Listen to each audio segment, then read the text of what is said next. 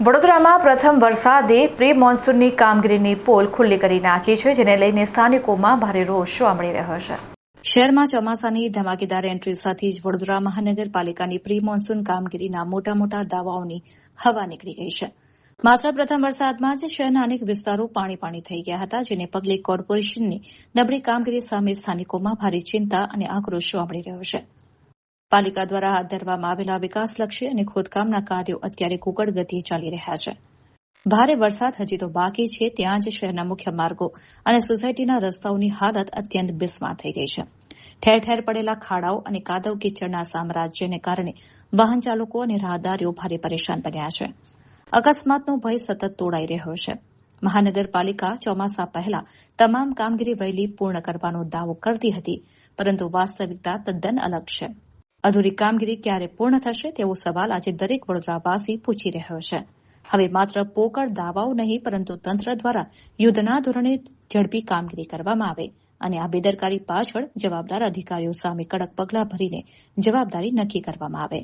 કાલુપુરા main road board number 14ની ઓફિસની પાસે આપણી ગોવર્ધન ડેરીની આગળ એક આવેલો છે. ડ્રેનેજની કામગીરી ચાલુ છે, છેલ્લા 7 મહિનાથી ચાલુ છે. બિલકુલ સ્લો.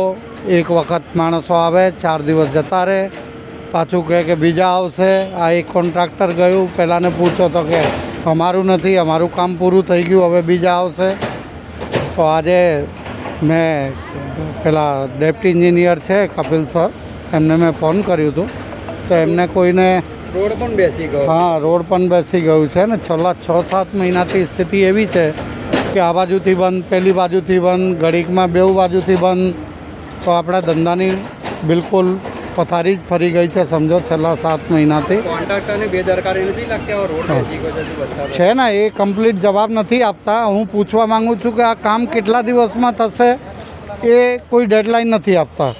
16 જૂન કહેતા હતા, 15 જૂન પહેલાં કામ પૂરું થઈ જશે, પણ મને નથી લાગતું કે આવતા 1 મહિનામાં બી આ કામ પૂરું થતું હોય. કેમ કે એ લોકો એવું કહે છે કે હવે ચોમાસાના હિસાબે અમારું કામ બંધ કરાયું છે, ચોમાસા પછી તમારું કામ થશે. ચોમાસું એટલે કે 3 મહિના બીજા ગણી નાખો, જુલાઈ, ઓગસ્ટ, સપ્ટેમ્બર.